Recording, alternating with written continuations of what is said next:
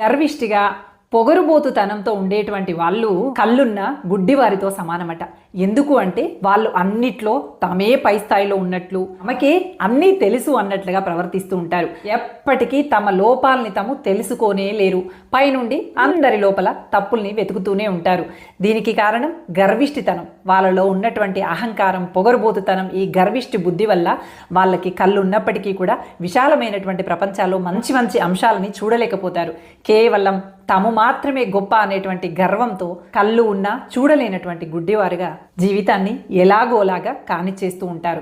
మనం మాత్రం ఎప్పుడు అలాంటి గర్విష్టి వ్యక్తులుగా ఎప్పుడు ఉండకూడదండి. మనకు కూడా తెలిసి లేక ఏదైనా గొప్ప విజయాలు సాధించినప్పుడు మనకి తెలియకుండానే అవి ఎక్కడి నుంచి వస్తాయో గర్వంతో కూడినటువంటి కొమ్ములు వస్తాయి. అవి బయటికి కనిపించవు, కానీ అంతర్లీనంగా మనల్ని నువ్వేం తక్కువ, నువ్వు అది, నువ్వు ఇది, నువ్వేం తక్కువ కాదు అన్నట్టుగా మనల్ని ఉసిగొల్పుతూ ఉంటాయి.